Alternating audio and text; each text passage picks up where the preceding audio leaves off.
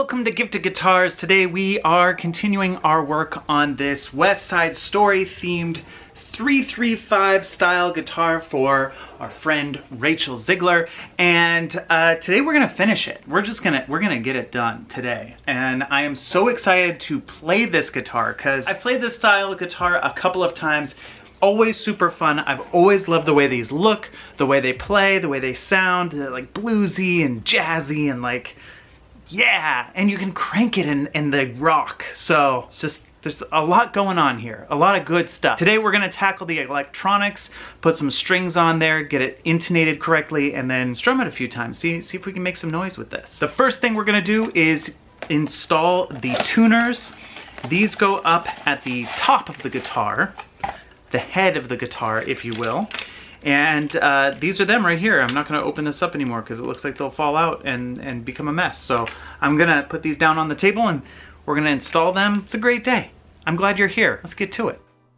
So I'm gonna go over everything that I'm doing while the time lapse happens here. The first thing I need to do is line up the tuning pegs and drill pilot holes. And I put a piece of tape on the bit so that I don't go too far and come out the other side of the guitar. And these get held into place with one little screw to start with. And then on this side, I'm putting all the washers and the nuts on, and then I tighten everything up. These holes were kind of a tight fit, so I'm using a round file to widen them out a little bit so that I can put the pegs in.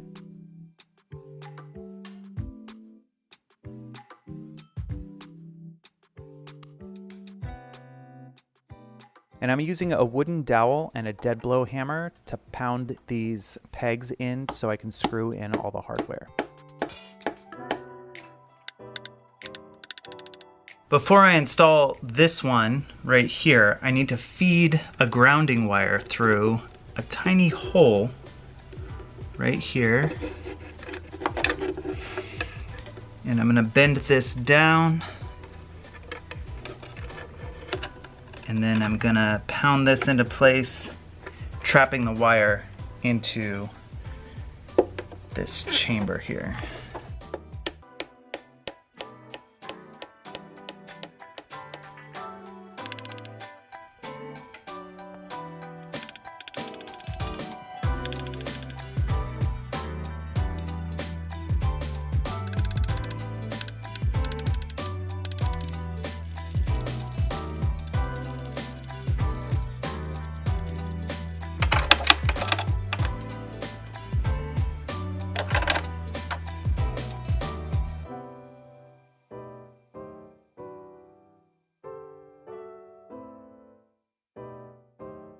I just installed the high E string and the low E string. It's the two strings that are on the most outside part of the guitar. And the reason I did that is I want to line those up with the little pull pieces that are in the pickups. So there's these little screw looking things that are on the top of the pickups, and they need to line up with all the strings.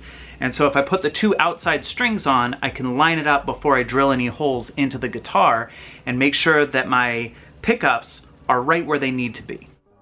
The tool I usually use to make sort of a starting hole for where I'm going to drill things did not fit on the holes of these pickup rings, so I'm actually just using regular nails, lining them all up and tapping them all in a very small amount just to give myself sort of a pilot hole that I can then drill the actual hole into the guitar.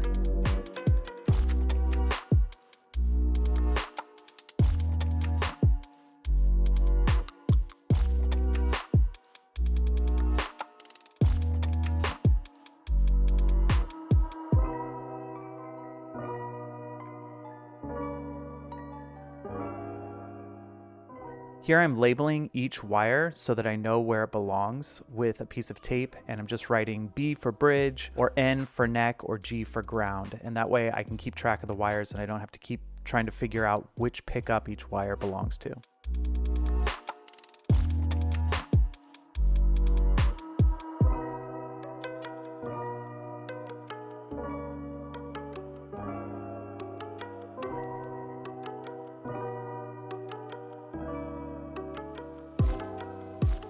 Right now, I'm going to work on the wiring of the guitar, and in theory, it's going to be a lot like Eric's guitar was in terms of the volume and tone knobs and everything. The way that it's wired up is very similar, but I have to do everything through the F-hole of the guitar. Like I have to solder everything over the guitar and then feed everything into the guitar. So what I've done is I've taken a piece of paper, and the guitar is under here. I've poked a hole in it, and this is to protect from any like solder splatter that might happen. And I'm gonna do most of the building out of this up here. And then at the last minute, like when I don't have an option anymore, I'm gonna do the stuff over the guitar, and then I have to figure out how to get it into the guitar and attached to the guitar. This is definitely a build where I'm going to test it before I put everything back in, because if I get something wrong and I've gotten everything where it needs to be, I will have to fish it all back out and then fish it all back in afterward. I want to try to avoid that. So I'm not super clear on these. Like I can kind of get the gist of these, but this isn't something that I've studied. And I've actually considered maybe when, you know, things open back up. Right now, you're probably watching this in the future. Maybe we're all just fine and dandy and there's no more COVID. But for me right now, I'm still pretty quarantined from everything. So when things open back up again a little bit more and I feel that my family is safe, then maybe I'll take a class on electricity and wiring, because it's something that would really help me out with these builds, and I think I would enjoy learning more about it. Anyway, let's start with the grounding.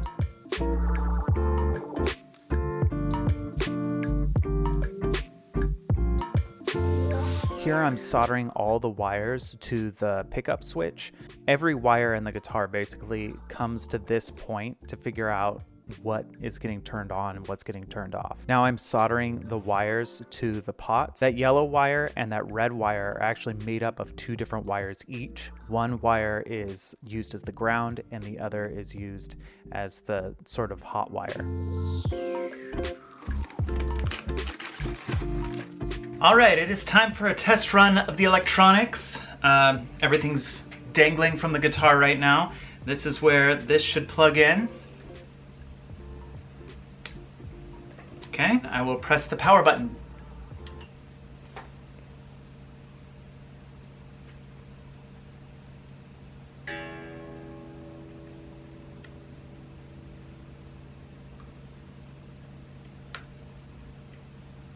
Nothing. Wait. Let's try this.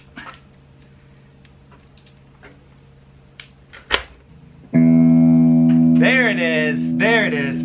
I had an angle jack on here and I couldn't get it all the way plugged into the amp because of the lip of the amp there. So we're making sound. This is good news. All right, now let's test out all the little things. We'll test the switch.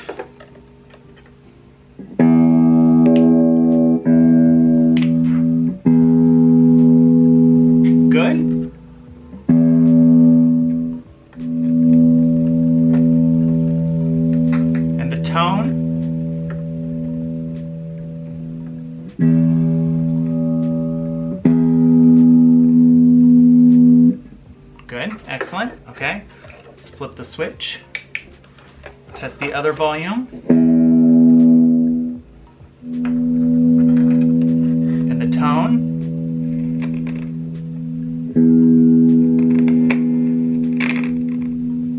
Tone's a little crunchy on that one. I'm gonna spray some electronic cleaner into all of the pots. Hopefully that'll clean up any like crunchiness.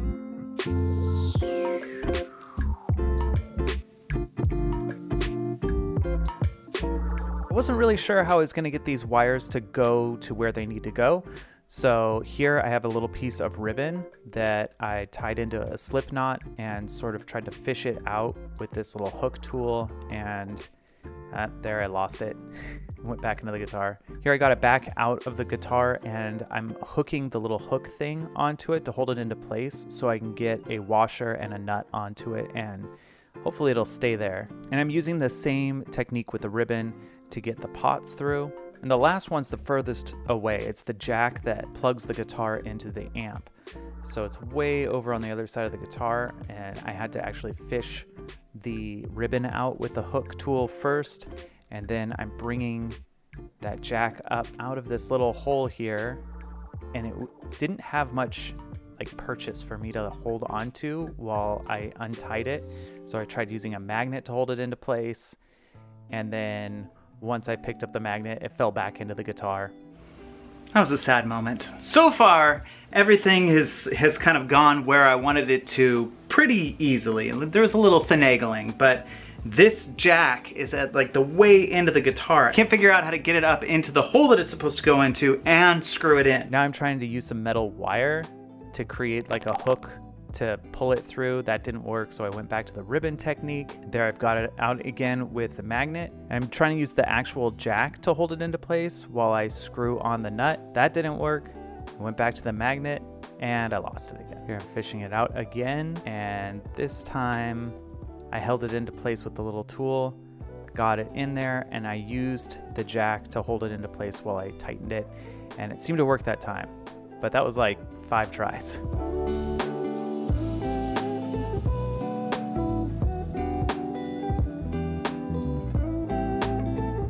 Here I'm making holes to put the truss rod cover into place. These are strap buttons. If Rachel decides to use a strap with this guitar, she'll have a place to put them. And now I'm just stringing up the guitar. I'm not really tuning it. I'm just stringing it up for now, and then I'll do all my fine tuning. Now I'm not expecting much because I haven't done the full setup on this yet, but still an exciting moment. All the strings are on here, and we can strum it.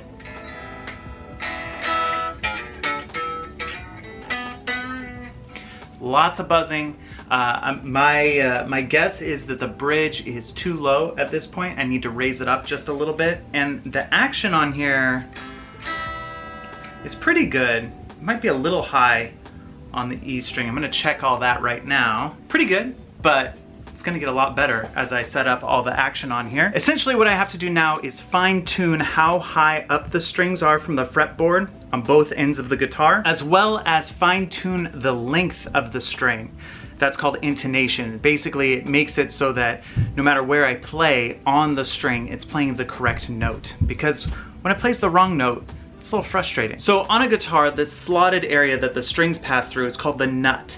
And we're gonna start on this end and make sure that the strings are the correct height away from the rest of the guitar at the nut. To do that, I'm gonna try a new tool. I've never tried this before. It is a nut gauge, and basically this will tell me exactly how far away from the guitar each string is. This is a new tool for me, so I'm not entirely sure how it works, but I'm guessing here. So basically I'm gonna set this to 0, and then I'm gonna press down and find out how far down that goes. And it should be around 1.012, and it's pretty close. This one's a little high. And for anything that's a little high, I'm gonna use these special slotting files to cut into the slot and lower it a little bit. I don't wanna go too far with this, otherwise I will mess up the guitar.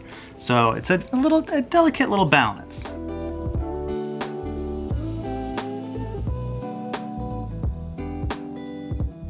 A little loud in here because I've got the AC going, but I've got to check the height at this end of the guitar now. I'm going to raise or lower this piece. This is called the bridge, based on how far away the string is from the 12th fret.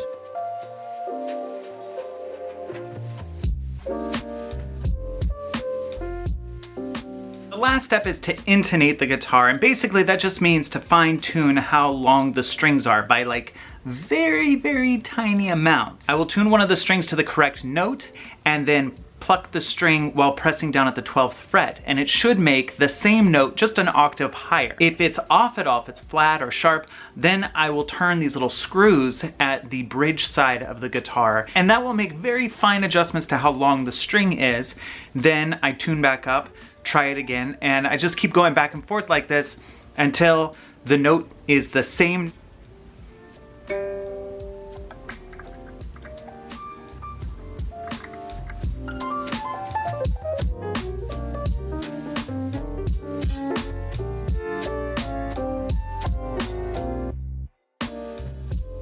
All right, let's take a look at what we made here. This is the guitar, all finished, and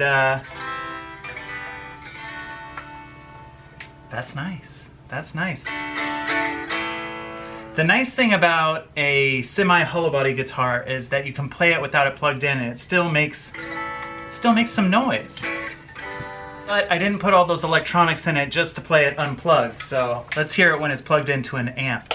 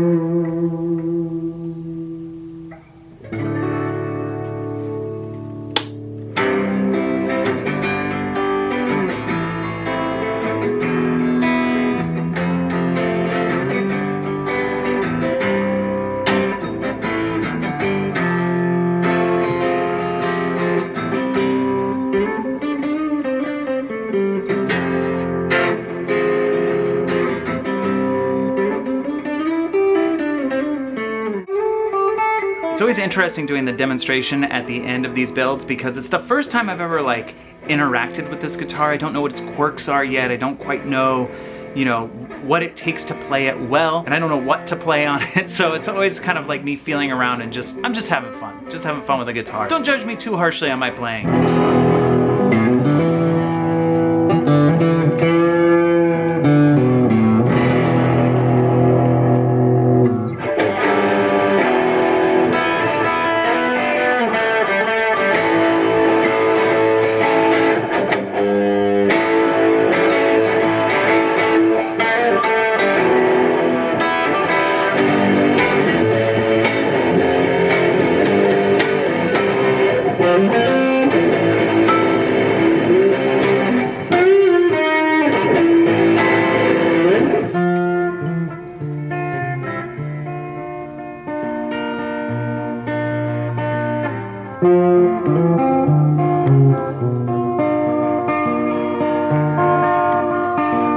For those of you wondering, yes, this is a shark capo. And yes, I will be giving it to her with the guitar, because sharks. All right, my overall thoughts on this guitar. The neck profile is different than anything I've ever played before.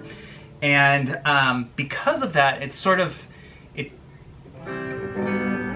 it took me a while to get used to it. I like it, it's fun to play. It's different than my other guitars. But it plays well. Like the tone of it I like. It seems like there are a lot of tonal options here. The volume swells very nicely. It's very like fluid, the volume knobs on here. So it's not like it instantly cuts off or instantly cuts in as you're trying to turn the volume. It's a gradual volume, which I like. A lot of guitar kits that I've built in the past have had kind of cheap pots in it. And what happens is you'll like dial it down from 10, and once you get to like 3, suddenly there's no sound anymore. Like there's nothing coming from the amplifier. So this doesn't do that. This has like a nice,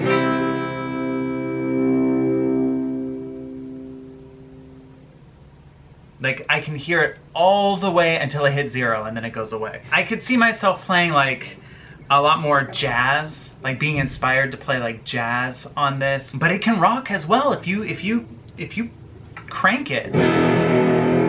It's got some bite to it. That's no pedals, no pedals. And then if I throw some pedals on here,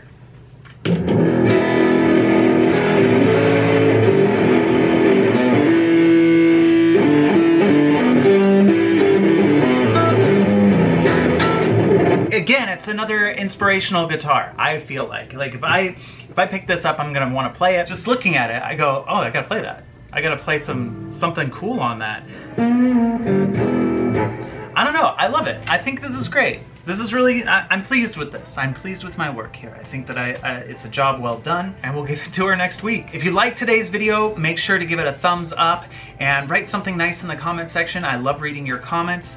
Next week, I will be giving this guitar to Rachel, and so if you want to see that, make sure that you're subscribed, you have your notifications turned on so that you'll see the moment that this gets gifted to her. And yeah, thank you so much for watching today, and I will see you next time.